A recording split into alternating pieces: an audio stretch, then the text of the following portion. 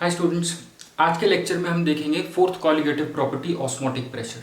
Right, osmotic pressure समझने से पहले हम थोड़ा सा डिफ्यूजन के बारे में बात करेंगे, फिर ऑस्मोसिस पे आएंगे, फिर ऑस्मोटिक प्रेशर पे आएंगे।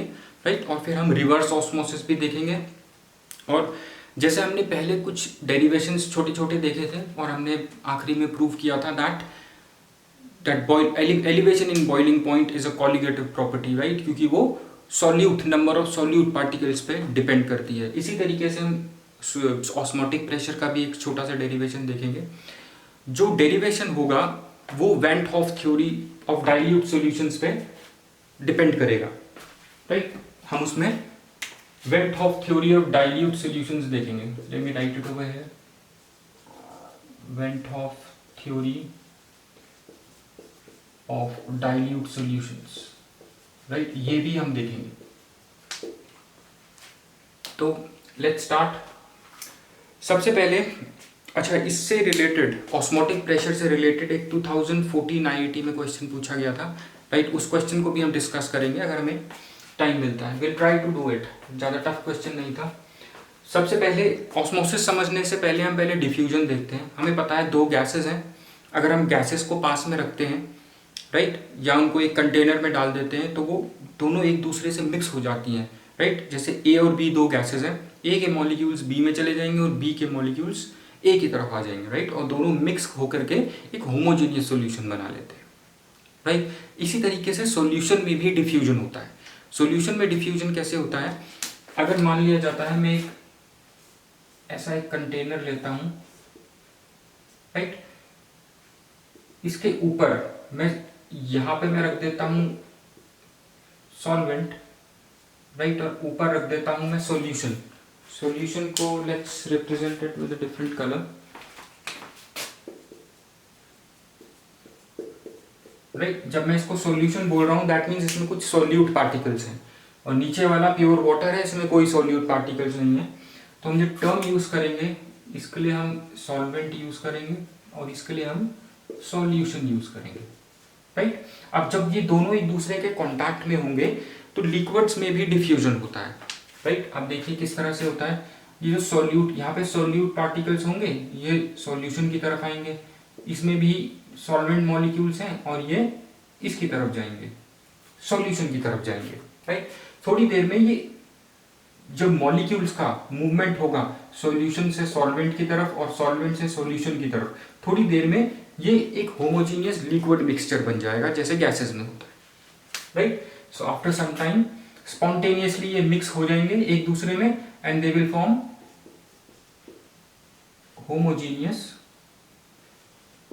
homogeneous liquid mixture. Right, I hope this is clear. अब देखिए, अगर मैं इसी एक्सपेरिमेंट को थोड़ा अलग से तरीके से करता हूं, राइट, अगर मैं ऐसा कंटेनर लेता हूं, राइट, मैं इसको दो में डिवाइड कर देता हूं, बीच में इसके एक सेमी परमिएबल मेम्ब्रेन रखता हूं। यहां पे मेरे पास है सॉल्यूशन, राइट, इस साइड पे मैं लेता हूं सॉल्यूशन, राइट, और इस साइड पे मेरे पास है वाटर, प्योर सॉल्वेंट। राइट, ये टर्मिनोलॉजी थोड़ी ध्यान में रखना, solute, solvent, dilute solution, concentrated solution, या मैं यहाँ पे डाइल्यूट सॉल्यूशन भी ले सकता हूँ। राइट, मान लिया जाता है ये सॉल्यूशन जो है कोई सॉल्यूट है, सॉल्यूट प्लस वाटर, राइट, और ये है सिर्फ वाटर, और बीच में मैंने इसका क्या लगा दिया, मैंने इसके बीच में एक मेम्ब्रेन लगा दी। राइट, इस मेम्ब्रेन को हम बोलते हैं ऑस्मोसिस में semi permeable membrane, SPM, semi permeable membrane. क्यों बोलते हैं सेमी परमिएबल मेम्ब्रेन? इसको हम, परमिएबल मतलब कुछ परमिट करे, कुछ अलाउ करे पास होना। सेमी क्यों बोलते हैं पूरी तरीके? क्योंकि ये सब कुछ अलाउ नहीं करता है खुद से पास होना।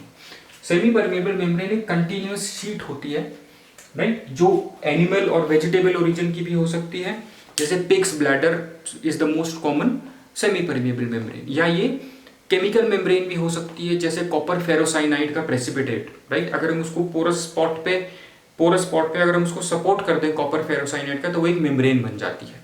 राइट, इसी तरीके से ये मेम्ब्रेन है। अब ये मेम्ब्रेन क्या करेगी, मेम्ब्रेन क्या करेगी, it will allow only solvent molecules, जैसे वाटर मॉलिक्यूल्स को, solvent molecules to pass and not solute. क्यों? द रीजन बीइंग, देखिए जो मेम्ब्रेन होती है it has very small pores, small holes, right. और ये जो होल्स होते हैं इनका साइज कुछ इस तरह से होता है कि हर एक चीज को पास नहीं होने देगा। ये वाटर मॉलिक्यूल्स को तो पास होने देगा but it will not allow solute molecules to pass, right. मान लिया जाता है इसमें ग्लूकोज है तो ग्लूकोज को पास नहीं होने देगा किसी भी हालत में, सिर्फ वाटर ही पास हो सकेगा। आप देखिए यहाँ पे तो है मेरे पास वाटर मॉलिक्यूल्स, राइट। अब semi permeable membrane water molecule को अलाउ करेगी, राइट, टू पास थ्रू। अब वाटर मॉलिक्यूल्स यहां से, ये हमने बोला सॉल्वेंट है, राइट, और ये हम बोल रहे हैं सॉल्यूशन है, राइट। अब सॉल्वेंट से मॉलिक्यूल्स सॉल्यूशन की तरफ जाएंगे, राइट। यहां पे ज्यादा लिक्विड मॉलिक्यूल्स होंगे, वाटर मॉलिक्यूल्स होंगे, राइट। तो जो लिक्विड मॉलिक्यूल्स हैं वो सेमी परमिएबल मेम्ब्रेन की तरफ, सॉल्यूशन की तरफ आएंगे। अब सॉल्यूशन जो है, सॉल्यूशन के पास भी तो आपका वाटर मॉलिक्यूल्स है, राइट। ये जो सॉल्यूशन है इसके पास भी तो वाटर मॉलिक्यूल्स हैं, तो वाटर मॉलिक्यूल्स यहां भी पास होंगे और यहां भी पास होंगे, राइट। और अगर ये ग्लूकोज है, कोई सॉल्ट है, जो चीज पास नहीं होगी वो सॉल्यूट पास नहीं होगा। सॉल्यूशन में जो सॉल्यूट है वो पास नहीं होगा क्योंकि ये सेमी परमिएबल मेम्ब्रेन है, ये सिर्फ वाटर मॉलिक्यूल्स को पास होने देती है, राइट। सो अभी हमें समझ में आया, it will allow water molecules to pass, और वाटर मॉलिक्यूल्स दोनों तरफ जा रहे हैं, राइट। सॉल्वेंट से सॉल्यूशन की तरफ और सॉल्यूशन से सॉल्वेंट की तरफ। सॉल्यूशन में जो आपका सॉल्यूट है वो पास नहीं होगा, सॉल्वेंट की तरफ नहीं जाएगा। क्यों? क्योंकि ये बीच में सेमी परमिएबल मेम्ब्रेन लगी है जिसमें स्मॉल होल्स हैं, that will only allow solvent molecules to pass, right. अब देखिए क्या होगा थोड़ी देर में। अब देखिए एक और चीज, पहले हम एक चीज समझ लेते हैं, यहां पे जो लिक्विड मॉलिक्यूल्स हैं, राइट, वो सॉल्यूशन साइड में आ रहे हैं। लिक्विड मॉलिक्यूल्स ज्यादा इधर हैं, राइट, इस साइड पे ज्यादा लिक्विड मॉलिक्यूल्स हैं। जो जब जहां पे ज्यादा लिक्विड मॉलिक्यूल्स होंगे उस तरफ से ज्यादा लिक्विड मॉलिक्यूल्स निकलेंगे, मतलब इस साइड से इधर ज्यादा लिक्विड मॉलिक्यूल्स जाएंगे, और अगर इधर से इधर देखें तो कम लिक्विड मॉलिक्यूल्स जाएंगे, water molecules, right. So net flow किधर होगा? नेट फ्लो इधर की तरफ होगा, from solvent to solution side, this is the net flow, right. इधर से इधर होगा नेट फ्लो। अब देखिए जब नेट फ्लो इधर से इधर है तो हम बोलेंगे कि जब हम सेमी परमिएबल मेम्ब्रेन से सॉल्वेंट और सॉल्यूशन को सेपरेट करके रखेंगे, जो स्पॉन्टेनियस नेट फ्लो है, स्पॉन्टेनियस फ्लो है, ये याद रखना, स्पॉन्टेनियस फ्लो। ऑस्मोसिस में स्पॉन्टेनियस टर्म यूज करना जरूरी है। Spontaneous flow of solvent molecules from solvent to solution side, right, through a semi permeable membrane, इसी को हम ऑस्मोसिस बोलते हैं, राइट। अब देखिए क्योंकि नेट फ्लो पानी वाटर का इधर है, राइट, इस साइड पे, थोड़ी देर में हम देखेंगे कि जो लेवल है पानी का वो बढ़ गया, सॉल्यूशन का, सॉरी, जो लेवल है सॉल्यूशन का वो इस साइड पे बढ़ गया, राइट, लेवल विल राइज। क्यों? The level will rise due to osmosis, due to process of osmosis, level will rise, इसी को हम बोलते हैं ऑस्मोसिस, राइट। तो हम कैसे डिफाइन करेंगे ऑस्मोसिस क्या होता है? ऑस्मोसिस होता है आपका net flow, right, of solvent molecules, right, from solvent to solution side through a semi permeable membrane, and this net flow is spontaneous. So हम इसको डिफाइन करेंगे spontaneous flow, right, spontaneous flow of solvent molecules, right, from solution side, sorry, from solvent side to solution side, right, solvent to solution side is your osmosis। हम इस solvent को dilute solution भी बोल सकते हैं, right, और इसको हम concentrated solution भी बोल सकते हैं, राइट। सो अगर डाइल्यूट और कॉन्सेंट्रेटेड सॉल्यूशन सेपरेट होंगे ऐसे सेमी परमिएबल मेम्ब्रेन से, तो फ्लो कहाँ होगा, फ्लो ऑफ जो मॉलिक्यूल्स होगा वो नेट फ्लो हमेशा डाइल्यूट से कॉन्सेंट्रेटेड की तरफ होगा। क्यों? क्योंकि डाइल्यूट सॉल्यूशन वाली साइड में ज्यादा वाटर मॉलिक्यूल्स होते हैं, right. I hope this is clear. So spontaneous flow of solvent through semi-permeable membrane from solvent to solution side or through dilute solution to concentrated solution separated by a semi-permeable membrane is your osmosis. I hope this is clear. ये हमारा osmosis का process clear हो गया, right? अब देखिए हम फटाफट से एक और चीज देखते हैं, एक एक्सपेरिमेंट देखते हैं। देखिए अगर ये है, ये सॉल्वेंट है या डाइल्यूट सॉल्यूशन है, से इस बार हम डाइल्यूट सॉल्यूशन बोलते हैं इसको। ये डाइल्यूट सॉल्यूशन है, इसमें मैंने क्या किया, एक ऐसे करके सॉल्यूशन ले लिया, इसके अंदर कॉन्सेंट्रेटेड सॉल्यूशन, सही, इसके अंदर मैंने एक कॉन्सेंट्रेटेड सॉल्यूशन ले लिया, राइट। अब देखिए फ्लो कहाँ होगा, फ्लो हमेशा डाइल्यूट से कॉन्सेंट्रेटेड की तरफ होता है, राइट। अब देखिए इस कॉलम में थोड़ी देर में हम देखेंगे कि लिक्विड लेवल यहां तक राइज हो गया, ऊपर तक आ गया लिक्विड लेवल, यहां तक आ गया लिक्विड लेवल, राइट। क्यों? क्योंकि ये अंदर इसके क्या है, अंदर है इसके कॉन्सेंट्रेटेड सॉल्यूशन, बाहर है डाइल्यूट सॉल्यूशन। तो सॉल्वेंट मॉलिक्यूल कहां से मूव होंगे, ये बाहर से डाइल्यूट सॉल्यूशन से, देखिए डाइल्यूट सॉल्यूशन से कॉन्सेंट्रेटेड की तरफ। जब डाइल्यूट से कॉन्सेंट्रेटेड की तरफ मूवमेंट होगा तो यहाँ पे हल्के हल्के लिक्विड का मॉलिक्यूल बढ़ता चला जाएगा, यहाँ तक आ जाएगा, मान लेते हैं, राइट। अब देखिए यहाँ पे एक पॉइंट पे आके ये रुक जाएगा, राइट। तो यहाँ पे जब हम इस तरीके के कॉलम्स में प्रेशर कैसे निकालते थे, प्रेशर हम निकालते थे पाई इज इक्वल, या P let's take it P is equals to H D G, ये प्रेशर है, राइट। जब प्रेशर इतना हो गया, राइट, तो हम देखेंगे कि जो सॉल्वेंट मूवमेंट है, सॉल्वेंट जो मूव हो रहा था from outside, from dilute solution towards concentrated solution, वो मूवमेंट भी रुक गई है। मूवमेंट का रुकना मतलब ऑस्मोसिस रुक गया है, प्रोसेस ऑफ ऑस्मोसिस रुक गया है जब प्रेशर ऑटोमेटिकली इतना हो गया। और ये सारा स्पॉन्टेनियस प्रोसेस है, राइट। सॉल्वेंट अपने आप मूव हो रहा है अंदर कॉन्सेंट्रेटेड सॉल्यूशन के, और ये जब प्रेशर यहां तक आ गया इतना, तो ऑस्मोसिस स्टॉप हो गया। जिस प्रेशर पे ये प्रोसेस ऑफ ऑस्मोसिस रुक जाता है, उस प्रेशर को हम बोलते हैं concentrated osmotic pressure, right. I repeat, जब प्रोसेस ऑफ ऑस्मोसिस रुक जाएगा, जितना प्रेशर डेवलप होगा इस कॉलम में, उसको हम बोलेंगे ऑस्मोटिक प्रेशर। ये ऑटोमेटिकली डेवलप हुआ है, ये ऑटोमेटिकली रुका है प्रोसेस यहाँ पे।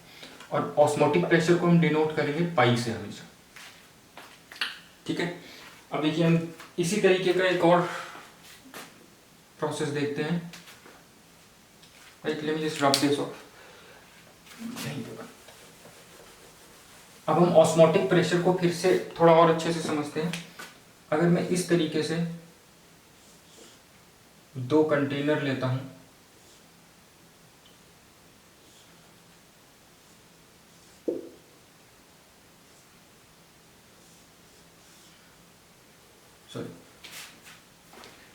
राइट,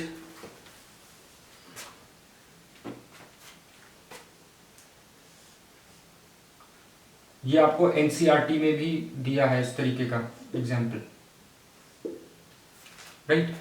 अब देखिए यहाँ पे मैंने एक डिवाइस लगा रखी है, इससे मैं प्रेशर बढ़ा या घटा सकता हूँ, राइट। अब देखिए ये है आपका सॉल्यूशन साइड, ये है सॉल्यूशन साइड, और जो ये है आपकी सॉल्वेंट साइड,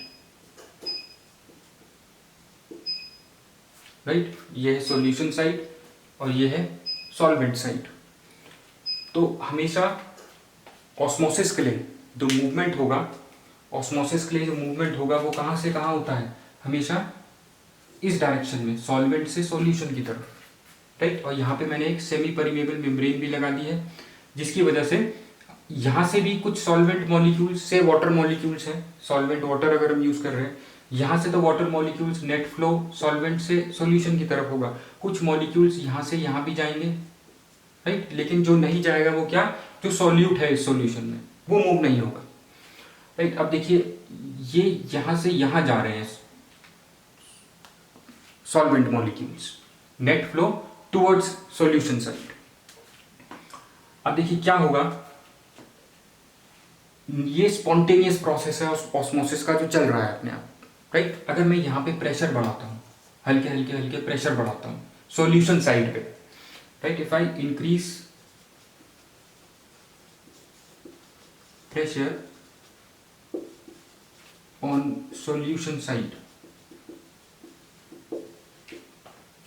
राइट, जब जैसे जैसे मैं इस पे प्रेशर बढ़ाता जाऊंगा, एक पॉइंट पे आके क्या होगा, ये जो फ्लो है ये फ्लो रुक जाएगा, ये फ्लो बंद हो जाएगा, right. Increase pressure on solution side at particular pressure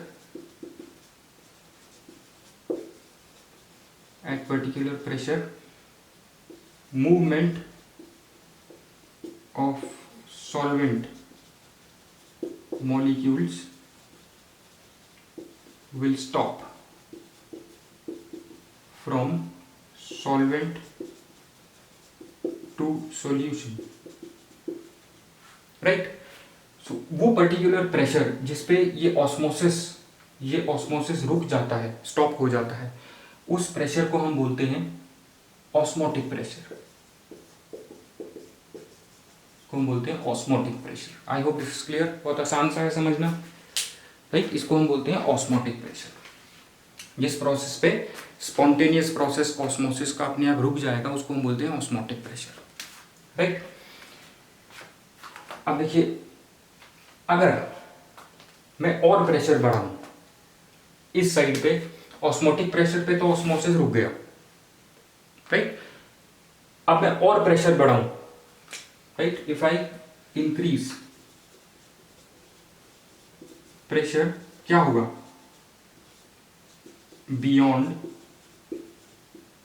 beyond pi से डिनोट करते हैं ऑस्मोटिक प्रेशर को। इफ आई इंक्रीज प्रेशर, ये इंपॉर्टेंट पॉइंट है, ये पॉइंट था, right. If I increase pressure beyond pi, beyond osmotic pressure, तो क्या होगा, सॉल्वेंट का जो मूवमेंट, पहले जो वाटर मॉलिक्यूल्स का जो मूवमेंट था वो सॉल्वेंट से सॉल्यूशन की तरफ था, नेट मूवमेंट। अब क्या होगा, नेट मूवमेंट उल्टे डायरेक्शन में हो जाएगा, right. On increasing pressure beyond pi, solvent molecules will move from solution to solvent side। अब ये तो उल्टा हो गया, ऑस्मोसिस में तो मूवमेंट कहाँ था, ऑस्मोसिस में मूवमेंट था तुम्हारा from solvent to solution, right. ये ऑस्मोसिस में मूवमेंट था फ्रॉम सॉल्वेंट टू सॉल्यूशन, लेकिन अभी कहाँ मूवमेंट हो रहा है, फ्रॉम सॉल्यूशन जिसमें सॉल्यूट है इसमें सोडियम क्लोराइड है, मान लो कैल्शियम क्लोराइड है, ग्लूकोज है, यूरिया कुछ भी है। अब मूवमेंट कहाँ हो गया, from solution to solvent, right. ये रिवर्स मूवमेंट है ये, राइट, कंपेयर्ड टू ऑस्मोसिस। इस रिवर्स मूवमेंट को हम बोलते हैं reverse osmosis. This is your reverse osmosis. I hope this is clear. Reverse osmosis समझना ही बहुत आसान था। जब हमने प्रेशर ऑस्मोटिक प्रेशर से ज़्यादा बढ़ाया तो सॉल्वेंट मॉलिक्यूल्स या वाटर मॉलिक्यूल्स सॉल्यूशन से सॉल्वेंट की तरफ जाने लग गए, राइट। सॉल्यूशन से सॉल्वेंट की तरफ जाने लग गए, दैट मीन्स ऑस्मोसिस उल्टे डायरेक्शन में शुरू हो गया। उल्टा मतलब रिवर्स, तो इसको बोलेंगे हम रिवर्स ऑस्मोसिस, राइट। अब ये जो रिवर्स ऑस्मोसिस टेक्निक है ये बहुत इंपॉर्टेंट टेक्निक है सी वाटर को प्योरीफाई करने के लिए, राइट। या कोई ऐसा हार्ड वाटर है जैसे जिसमें सॉल्ट्स होते हैं, उसको अगर तुम्हें प्योरीफाई करना है, सॉल्ट्स हटाने उसमें से, तो आप ये टेक्निक यूज़ करेंगे। यहाँ पे सॉल्यूशन साइड पे आप सी वाटर ले लेंगे, राइट, या हार्ड वाटर ले लेंगे, और यहाँ पे प्रेशर बढ़ाएंगे बियॉन्ड ऑस्मोटिक प्रेशर, और यहाँ पे आपके पास प्योर वाटर होगा। जब आप यहाँ पे प्रेशर बढ़ाएंगे बियॉन्ड ऑस्मोटिक प्रेशर, तो सिर्फ solvent molecules, water molecules move होंगे through this semi permeable membrane, क्योंकि यहाँ पे एक मेम्ब्रेन लगी हुई है। ये मेम्ब्रेन, इसमें जो सॉल्ट्स हैं उन्हें मूव नहीं होने देगी because of it small pore size, right. So सारा पानी जो है मेम्ब्रेन के थ्रू इधर चला जाएगा, सॉल्ट इधर रह जाएगा।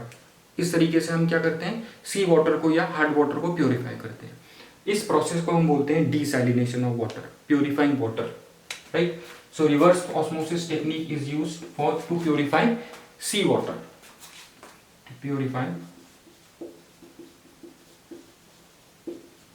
सी water, right. Purification of sea water, इसको हम बोलते हैं desalination of water. This is your desalination of water. I hope this is clear. ये याद रखना, ये पूछा जा सकता है, राइट। सो आपका डिफ्यूजन भी हो गया, ऑस्मोसिस भी हो गया, रिवर्स ऑस्मोसिस भी हो गया, ऑस्मोटिक प्रेशर भी हो गया। अभी हमें ऑस्मोटिक प्रेशर का डेरिवेशन देखना है और van't Hoff theory of dilute solutions, right. अब इससे पहले एक हम एग्जाम्पल लेते हैं, राइट। ऑस्मोसिस का ही एग्जाम्पल लेते हैं। अगर मैं एक पील्ड एग लेता हूं, राइट, अगर मैं पील्ड एग को वाटर में डालता हूं, एक पील्ड एग को मैं वाटर में डालता हूं और दूसरे पील्ड एग को मैं सोडियम क्लोराइड सॉल्यूशन में डालता हूं, राइट, तो आपका ऑब्जर्वेशन क्या होगा, राइट, ऑब्जर्वेशन क्या होगा आपका।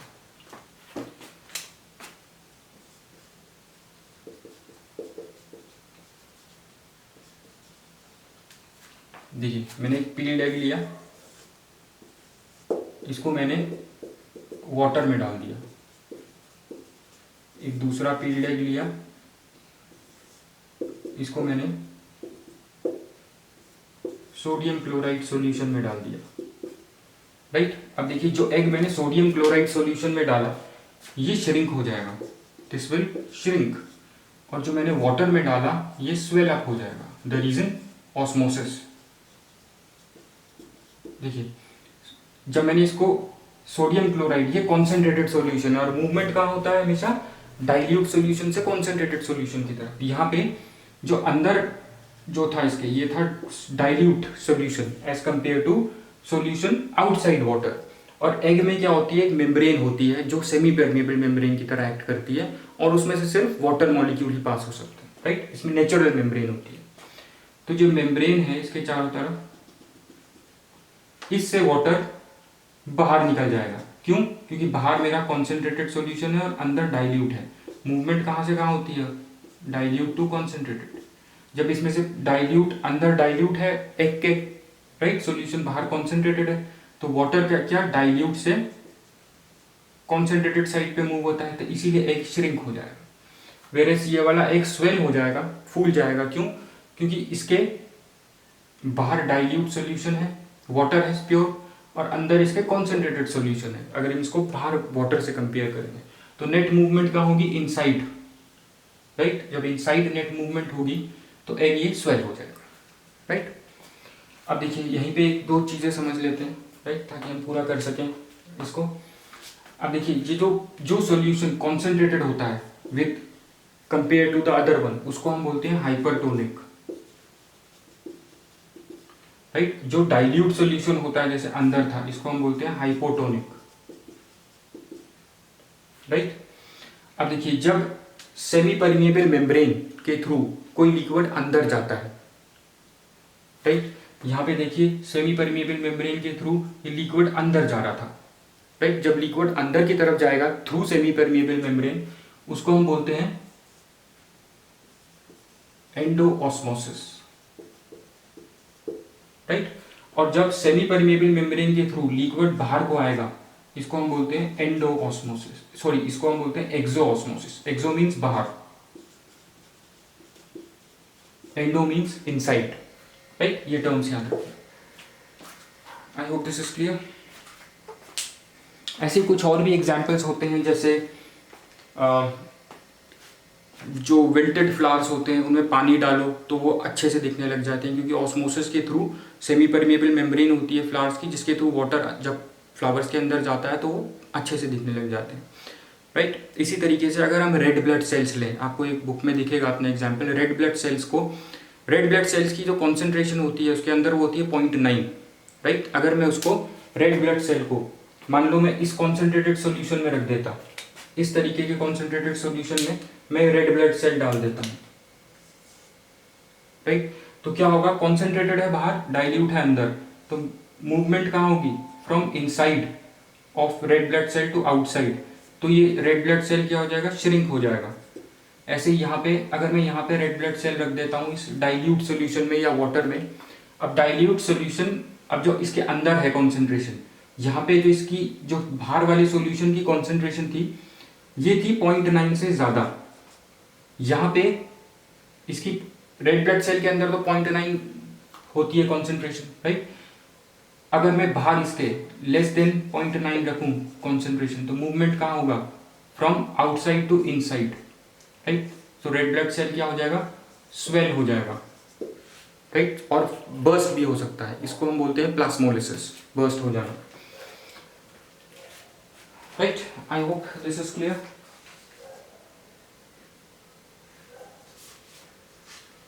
So let's move on to the derivation, right? Let's move on to the derivation. Okay, shrinking. Sorry, मैंने यहाँ पे आपको बोला स्वेल हो जाएगा तो प्लाज्मोलिसिस होता है, प्लाज्मोलिसिस एक्चुअली श्रिंकिंग होती है, श्रिंकिंग को हम प्लाज्मोलिसिस बोलते हैं। सॉरी, पहले वाला इग्नोर करना, यहाँ पे जो श्रिंक हो रहा है रेड ब्लड सेल, इसको हम प्लाज्मोलिसिस बोलते हैं, right. I hope this is clear. अब हम डेरिवेशन देखते हैं फटाफट से। डेरिवेशन के लिए हमें van't Hoff theory correct statement देखना है। वेंट हॉफ थ्योरी कहती है, देखिए जो वेंट हॉफ थ्योरी है डाइल्यूट सॉल्यूशन की, ये क्या कहती है, जो सॉल्यूट होता है सॉल्यूशन में, राइट, वो गैस की तरह एक्ट करता है, गैस मॉलिक्यूल्स की तरह। जो सॉल्यूशन है, सॉल्यूशन में क्या होता है, सॉल्यूट, जो सॉल्यूट एक्ट करता है लाइक गैस मॉलिक्यूल्स, राइट। अगर मैं कंटेनर में गैस मॉलिक्यूल्स लेता हूं तो ये कंटेनर की वॉल से टकराते रहते हैं, राइट, जिसकी वजह से जितनी तेजी से टकराएंगे उतना ज़्यादा प्रेशर होगा। अब ऐसे ही जब मैंने ये कोई सॉल्यूशन लिया, यहाँ पे कोई मैंने सॉल्यूशन लिया, राइट, और यहाँ पे इसके सेमी परमेबल मेम्ब्रेन लगा दी, राइट। अब इस सॉल्यूशन का जितना ज़्यादा इसमें जो सॉल्यूट पार्टिकल्स हैं, वो सॉल्यूट पार्टिकल्स इससे जाके टकराते हैं, राइट, सेमी परमेबल मेम्ब्रेन से, जिसकी वजह से ये ऑस्मोटिक प्रेशर डेवलप होता है। इस सॉल्यूट पार्टिकल्स की वजह से ही ऑस्मोटिक प्रेशर डेवलप होता है, राइट। और जो हमारा ऑस्मोटिक प्रेशर होता है, राइट, जो मेरे को यहाँ पे सॉल्यूशन साइड पे अप्लाई करता हूँ टू स्टॉप ऑस्मोसिस, वो डायरेक्टली प्रोपोर्शनल होता है to your concentration, right, concentration that is number of solute particles.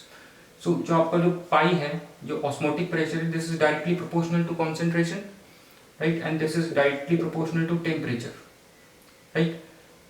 अगर हम इन दोनों को कंबाइन करें तो Ct, राइट, SCT, ये आपका एक फॉर्मूला आया।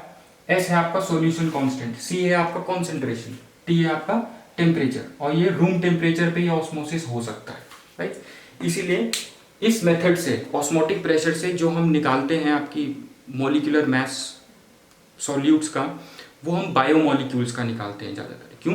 क्योंकि osmosis same pressure, osmosis less pressure पे होता है, सॉरी, ऑस्मोसिस रूम टेम्परेचर पे होता है, और रूम टेम्परेचर पे बहुत से बायोमॉलिक्यूल स्टेबल होते हैं। टेम्परेचर ज़्यादा होगा तो बायोमॉलिक्यूल्स की स्टेबिलिटी कम हो जाती है, right. I hope this is clear.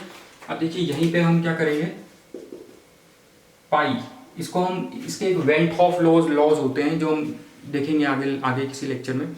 Went Hoff Boyle's law, van't Hoff Charles law, right. Van't Hoff Boyle's law ये होता है pressure is directly proportional to 1/b, इसको मैं C भी लिख सकता हूँ। Van't Hoff Charles law, pressure is directly proportional to T, यहीं से ये आया है, राइट। क्योंकि वेंट हॉफ थ्योरी क्या होती है, सॉल्यूट पार्टिकल्स को गैस मॉलिक्यूल्स की तरह ट्रीट करती है, वहीं से ही आता है, राइट। अब देखिए C को मैं लिख सकता हूँ number of moles N/V, number of moles in V litres of solution T, pi V is equals to S N T, right. So pi V क्या हो गया, ये गैस इक्वेशन की तरह है, ये P V is equals to N R T की तरह, राइट।